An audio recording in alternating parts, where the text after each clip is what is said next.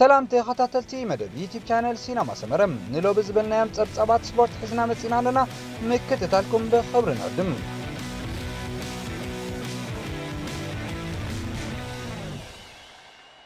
ኤርትራ እተንግሮ ግጥማት ኩዕሶ እግሪ ማእከላይን ምብራቕን አፍሪካ ትሕቲ 15 ዓመት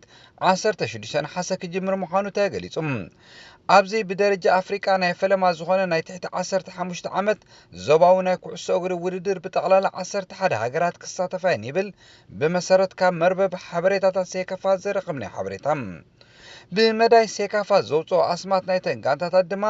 ኤርትራ፣ ኬንያ፣ ዩጋንዳ፣ ታንዛኒያ፣ ሩዋንዳ፣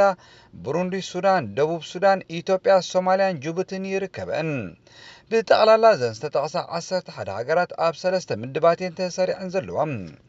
በዚ መሰረት ድማ ፈለማ ናይ ዙርያ ፀወታን ከካይዳ ምዃነን ኣካየድቲ ናይቲ ውድድር የነፅሩም። ብመሰረት ተሰሪዑ ዘሎ ናይ ፀወታ እዋን ድማ ካብ 16 ነሓሰ ክሳብ 25 ነሓሰ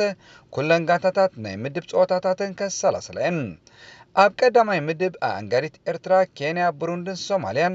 ኣብ ካልኣይ ምድብ ዩጋንዳ፣ ሩዋንዳ፣ ኢትዮጵያ፣ ደቡብ ሱዳን፣ ኣብ ሳልሳይ ምድብ ድማ ታንዛኒያን፣ ሱዳንን ጅቡቲን ዝርከበን ክኾና እንከለዋ ኣብ መወዳእታ ብዝግበር ናይ ምፅራያት ፀወታታት ድማ ካብቶም ቀዳሞት ክልተ ምድባት 3 ካብ ሳልሳይ ምድብ ድማ 2 ጋንታታት ናብ ዝቕፅል ናይ ውድቕካ ምሕላፍ ፀወታታት ክሓልፋ ምዃነን ወሲኾም ኣካየድቲ ናይቲ ውድድር የረድኡ።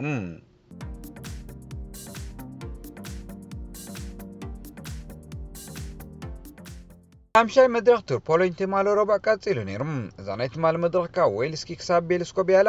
153.8 ኪሎ ሜትር ዝተዘርግሐት ነበረት።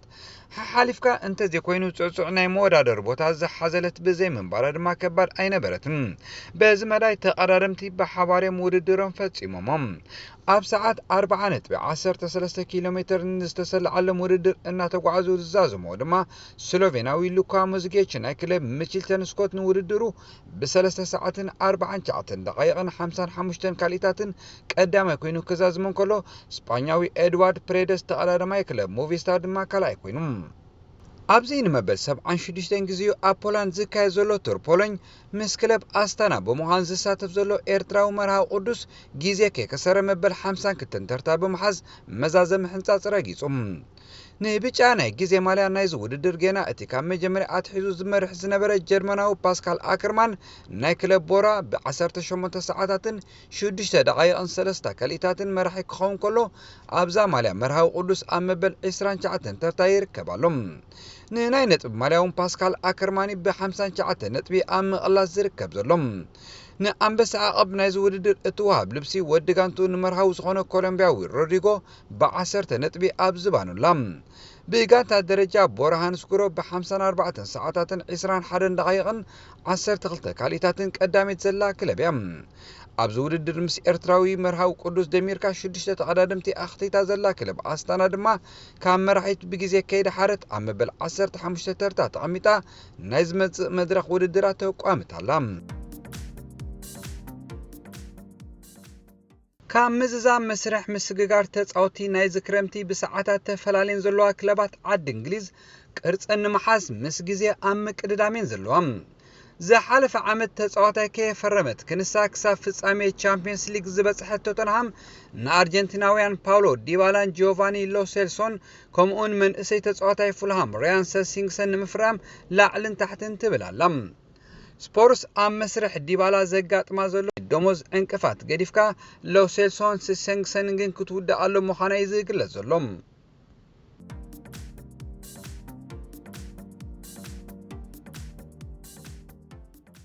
ክሪስታል ፓላስ ንሩስያዊ ኣጥቃዒ ፌደር ቻሎቭ ንምፍራሙ ንክለብ ሲኤስኬ ሞስኮ ዝተመሓየሸ ጠለብ ከም ዘቕረበትላ ይግለጽ ኣሎ። ፓላስ ነዚ ተፃዋታይ 23 ሚልዮን ዩሮ ሰሊዓትሉ ዘላ። ኣብ ፈለምኡ 40 ሚልዮን ጥራይ ሒዛ ቀሪባ ተባሂሉ ዝተሓጨጨላ ሞ ፀኒሓ መትሓዚ ተሳኢንዋ ዘሎ ኣርሴናል ኣካታዒ ብዝኾነ ዕድጊ ንዴቪድ ሉዊስ ካብ ቸልሲ ብ7 ሚልዮን ፓውንድ ከተፈርሞ ከም ዝተቃረበ ተፈሊጡ።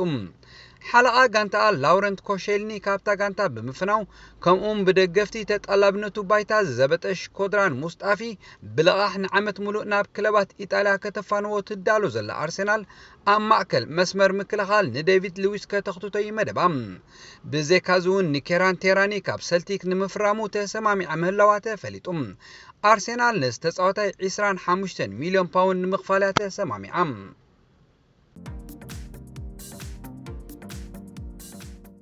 ኣብ ግጥም አንጻር ሊቨርፑል ዝወረዶ መስበርቲ ካብቲ ዝተገመቶ ንላዕሊ ዝኸበደ ምዃኑ ዝንገረሉ ሊሮይ ሳነ ናብ ባየር ሙኒክ ናይ ምግዓዝ መደቡ ኣብ ዋጋ ዕዳጋ ምእታው ተገሊጹ ክለብ ሪያል ማድሪድ ንብራዚላዊ ኔይማር ንምስግጋር 110 ሚልዮን ፓውንድ ንሉካ ሞድሪች ድማ ኣካል ናይቲ ውዕል ዝገብር ጠለብ ናብ ፓሪስ ሴንት ጀርሜን ኣቕሪባ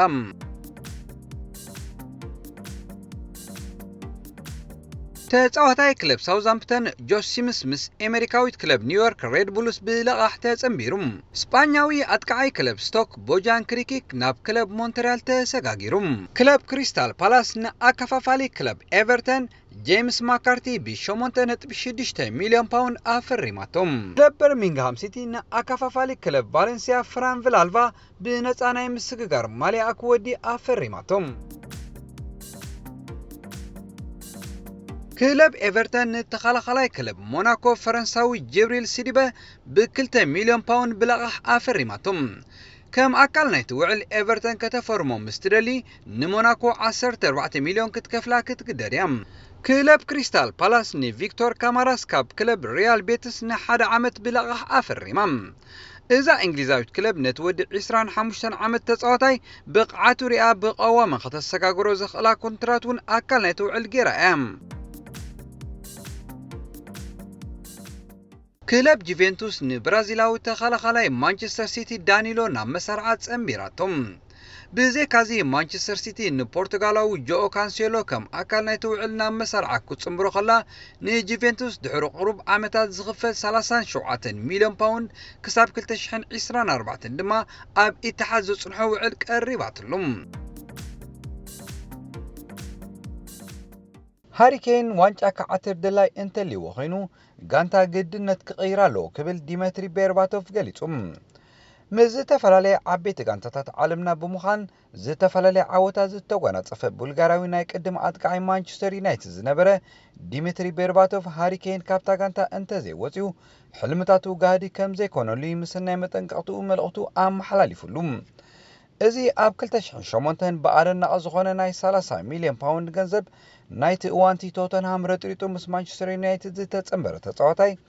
ቶተንሃም ኣብ ዝሓለፈ 11 ዓመታት ዘካየደቶ ጸወታታት ዋንጫ እንኳይ ክትዓትር ዝነበረ ክብራውን ክትዕቀብ ዝተሸገረት ጋንታ እያ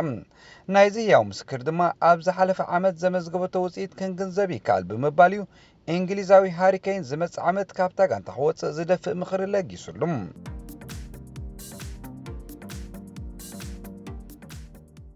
ቤርባቶቭ ወሲኹ እዚ ሓለቓ ሃገራዊት ጋንታ እንግሊዝ ነዚ ሓሳባተ ሸለል እንተይልዎ ኣብ ሕማቕ ክወድቕ እዩ ኣብዚ እዋን ዝሒዝዎ ዘሎ ብቕዓትን ቁመናን ከየጥፍእ እንከሎ ነታ ናይ ግዜ ህፃንነቱ ጋንታ ሕቑ ይሂቡ ናብ ካልእ ርብሕ ዝበለት ጋንታ ክሰግር ጥራይ ዘለዎ ኢሉ ንነገራት ኣስፊሕካ ናይ ምጥማት ክእለት ክህልወካ ዝብል ኣመር ዝኽተል ቡልጋራዊ ዲሜትሪ ቤርባቶቭ ሃሪኬን እውን ነቲ ዘቕርበሉ ዘሎ ጠለባት ክነፅጎ ከም ዘይግባእ እዩ ኣነፂሩሉ ኣብ ሓንቲ ጋንታ እሙኻ ጽዋዕ ክጭብጥ ዘይከኣለት ንንውሕ ዝበለ ተጸምቢርካ ምቹእነት ዘይብሉ ስቕኢልካ ሸንኮለል እዩ ኣነ ካብ ቶተንሃም ክወፅእ እንከለኹ ነዚ ጉዳይ እዚ ኣርጊፀ ኣጽኒዐ ኣትየ ማንቸስተር ዩናይትድ ኣርባሒት ምዃና ፈሊጠ ብምባል ድማ ሃሪኬን ካብ ቶተንሃም ክትወፅእ ኣብ ተሓስበሉ እዋን እታ እንኮ ንዓኻ ማእማይት ጋንታ ማንቸስተር ዩናይትድ እያ ዘስምዕ ዘረባ ኣውኪኢሉ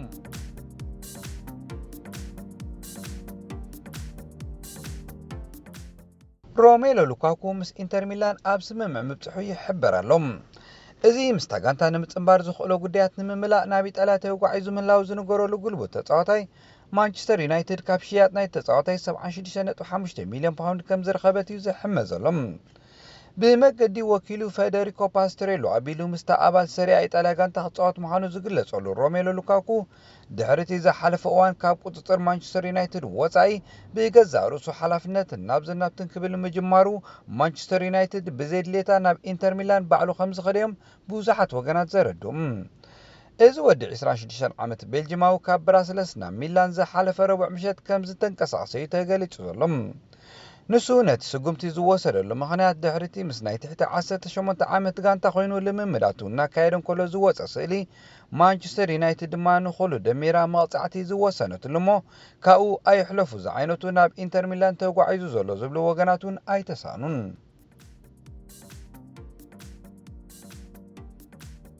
ተኸታተልቲ መደብ ዩቲዩብ ቻነል ሲነማ ሰመረም ናይ ሎም መደባትና ኣብዚ ወዲና ኣለና። ጽባሕ ብኻልእ መደብ ይረኽበና። ሰሰናዩ